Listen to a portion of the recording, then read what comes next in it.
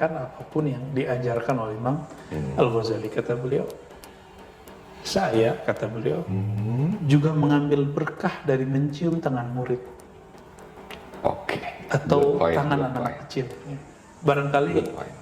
ketika ada orang-orang mencium tangannya, kadang-kadang beliau mencium tangan mereka, atau jika beliau tidak mencium tapi dengan memegang tangan murid, dia mengambil berkah.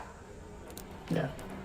Jadi Imam Syafi'i, السلام عليك يا سيدي يا رسول الله. Sahabat pecinta Buya Rezi Hashim, sebelum melihat video ini, yuk beristighfar, syahadat dan solawat, lalu ditutup dengan Al-Fatihah. Tapi sebelum kita masuk ke jenis-jenis penyakit kronis di dalam spiritual, Bu ya, saya sering banget lihat IG nih, mohon izin teman-teman juga begitu ya. Ini biar kita tidak salah arah di dalam keseharian.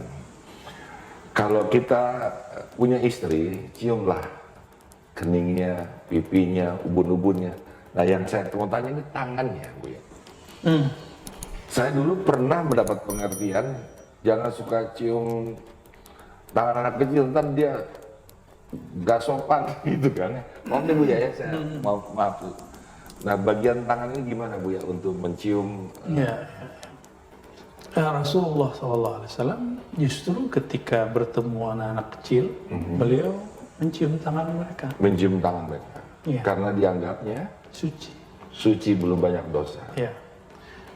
Ini kembali ke Imam Sya'rani lagi, karena Imam Sya'rani ini boleh disebut Ghazali di zamannya. Ini Imam Ghazali sudah jauh meninggal.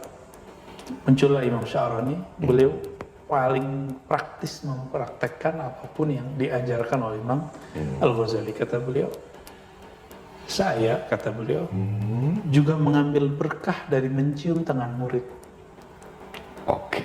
atau Good point, tangan good anak point. kecil. Barangkali Good point. ketika ada orang-orang mencium tangannya, kadang-kadang beliau mencium tangan mereka, atau jika beliau tidak mencium tapi dengan memegang tangan murid, dia mengambil berkah. Ya.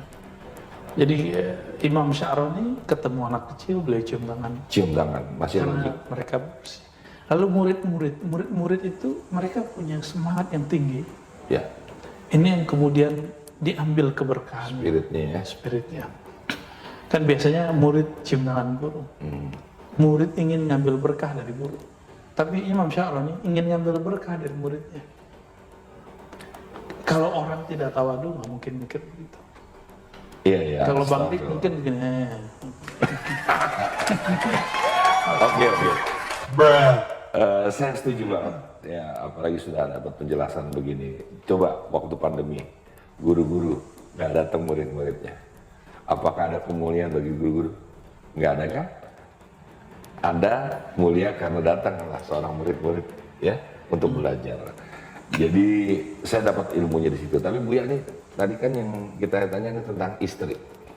Oke, tentang istri, Ada dicontoh. jangankan istri, Rasulullah SAW ketika anaknya datang, Sayyidatuna Fatimah, maka Nabi SAW menyambutnya dengan berdiri, lalu beliau mempersilahkan duduk ke tempat duduk beliau, lalu Nabi SAW mencium keningnya.